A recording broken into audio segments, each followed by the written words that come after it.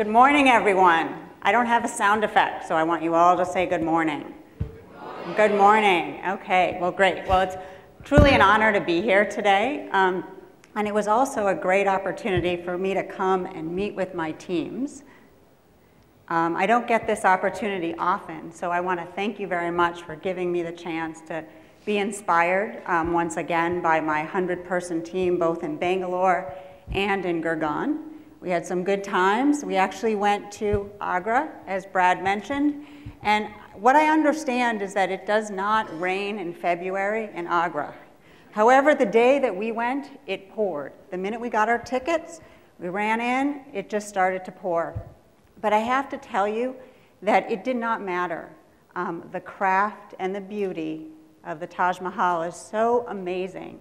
And all I could think about is really, in this world we have today, what are the great opportunities we have now that we have technology to give us that ability to hone our craft and provide the world just a better place. So today I'm going to take you down memory lane from yesterday and give you a little bit of a recap. So not so long ago, there were really only a few things that you had to worry about. You had to worry about the media, you had to worry about your retail channels, and your markets. And basically what you did is you produced a product, you sold it in the media, you promoted it in the media, and then you actually went ahead and sold it in your retail stores or in the markets that were available to you. But all that has changed, and this is a very interesting chart that basically tells you that in the last 5 years, channel saturation has been incredible. So if you think about the 1900s, it took 30 years for any kind of channel or product to really make its way through the market. And even in 2000, it took about 10 years for things to really become part of our lifestyles. So there's a huge amount of opportunity. There's also the ability to connect to consumers, as we learned yesterday, in such a dynamic way. But that creates a lot of challenge. And as Wendy pointed out, your brand is everywhere, so you need to figure out how to manage that. And you need to figure out how to actually get the consumer to purchase in this very complex world and find at every point of interaction where they can connect with you and purchase your product. Now we know that our consumers are always on. They're living in a very informed world. They're able to make that world customized to what they want to be informed about, and that creates a lot of challenge for us as marketers. So if you look at what that's done is when a new channel comes on, everyone adopts it. You look at the web, for example. When websites first came to fruition, everyone in every organization, in every business unit, in every region created their own website. Well, what that resulted in is, it was great. Everyone adopted these channels, and it was quick and wonderful, and we're using them. However, the challenge is that it creates a lot of inefficiency. You've got a fragmented market. You've got people promoting your brand in different ways that, in some ways can be very opportunistic and flawsome, but in other ways can also provide some challenges from a budget and management perspective. So the opportunity for success is when you're able to really balance that local and global capability, where you're providing your local markets and your business units the tools to really be successful and focus in on the areas that are most important to them. You can also have failure, and failure comes from over-prescription. When you don't allow the local markets and the business units to really think through how they want to market, you have challenges. And as you can see, it's not just me saying this. All of you, we recently did a survey, and over 88% of folks said that marketing is just really difficult. This world, this global marketing world, is very challenging. So, 3 positions you can adopt to have success or failure. The first one, and this is one we spent a lot of time talking about as a group yesterday. Marketing is driven by technology, and we need to get used to it. So as we've talked about, there's a connected consumer out there, and every single connection is powered by technology, multiple and changing technologies. And this is really reflected in the fact that most of us think this is a very challenging place to do marketing. So how do we achieve that? How do we think about that as organizations? How do we create the right roles and the right tools and the right people to be successful? Well, we all didn't get into this business because we like to code. Many of you got into this business because you're creative, you're passionate about brands, you like to work with data. But the true challenge, and Gartner points out that by 2017, CMOs will purchase more technology than the CIO. So soak on that for a minute. And the tech-savvy marketer is the one that is able to really feel comfortable in today's new marketing space. So the reality is we really need to think through how are we going to get marketers to feel comfortable in this very dynamic world. And there's been talk, this is a page from Google with over 33 million searches on this new C-suite role called the Chief Marketing and Technology Officer. Now the answer might not be in a new role, because the challenge is there's definitely technology challenges within an organization, there's marketing challenges within an organization, and the goal is to create the truth and the, the confidence within that marketing team that they can make technology decisions. Because every single day there is a new technology that you're presented with, that someone wants you to put on your website, an app that you want to create. And you need to be able to have the confidence to know where you're spending your dollars and are these the right short and long-term decisions. And number two, there is no one-size-fits-all panacea. Back in the day when industry was developing and we were working in factories, everything was about a process.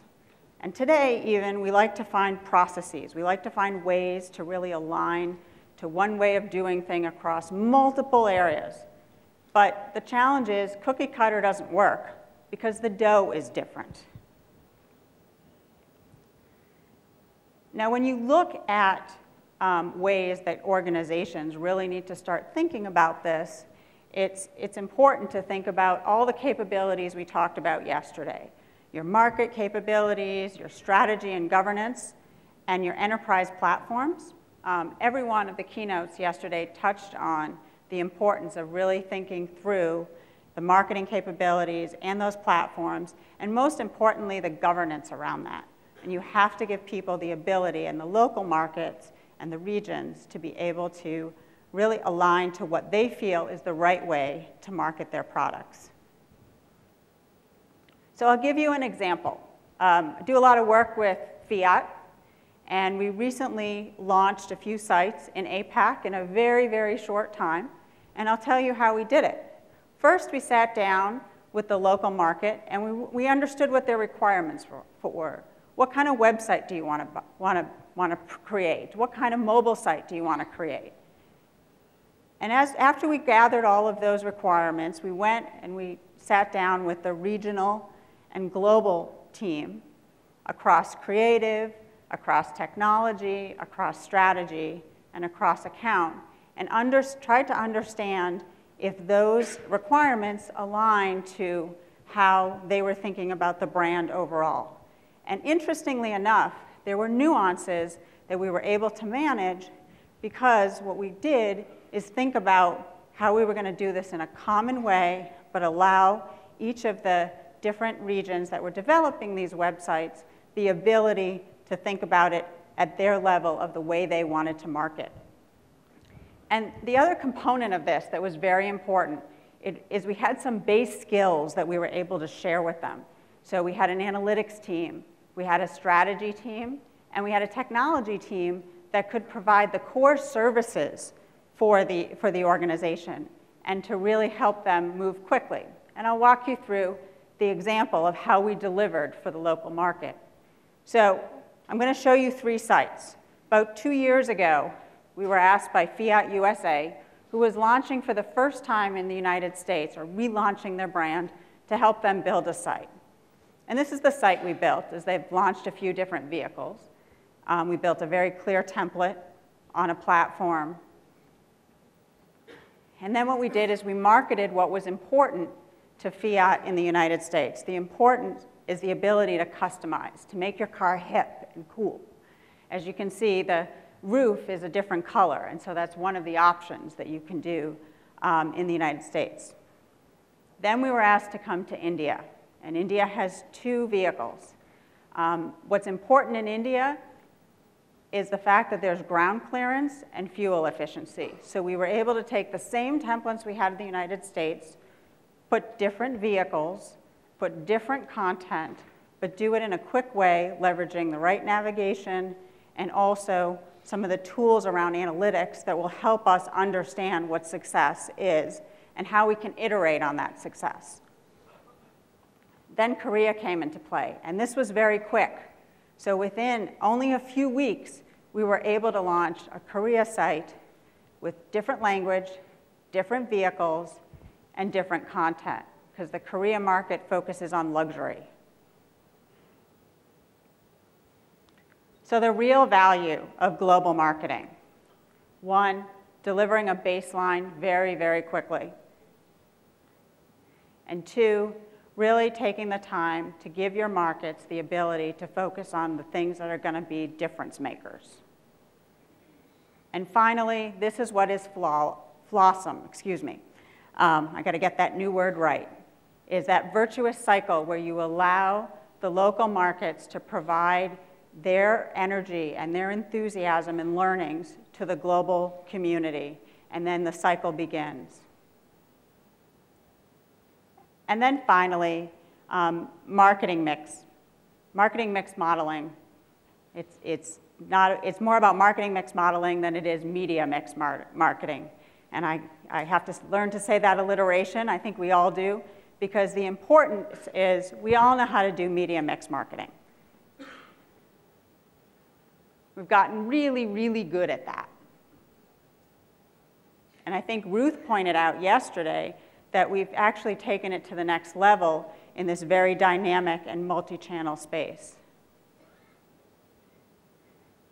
But what we have to get better at is adding the digital piece, is going back to that connected picture of that connected consumer. We need to understand all those different touch points, the value of those different touch points, and how we can not only model, but because data, as Catherine pointed out, is available real time, we need to be iterating on those models real time and making sure that we're thinking about our business in different ways than just waiting until the data comes in. The other piece of this that is so important is not just those touch points, but what's in those touch points. So oftentimes you'll create a tool within an app, or in this case, you'll create a car configurator. You need to be able to measure the cost of that car configurator to something like a homepage takeover. Homepage takeover is going to come out in one day. That car configurator is going to provide you that experience throughout the life cycle of that app or of that website or whatever tool you're using it on. So what you need to do is extend your thinking about media and modeling to actually that full life cycle and the services within that life cycle. So I'm actually going to share with you a story as I conclude. And I've probably made up some time here, which I hope is helpful to the rest of the day. But so last summer, a young woman, a 17-year-old young woman, won the Google Science Fair project. And what she won for was actually incredibly phenomenal. She created an app that is able to diagnose breast cancer. So what was happening, and something she learned about, was that that initial first diagnostic test was not accurate. And what it was causing is that people had to come in to the doctor for a much more invasive test that was emotionally challenging, was personally challenging, and also very, very expensive. So she took data, and she was able to get this test to be accurate to 99.11%. So her science background, data, as the data was aggregated for as more people took the test, the actual app became much more valuable. So here's a young woman who was able to create in this very technologically multi-channel world. I'd like all of us to feel empowered to do the same. Thank you very much.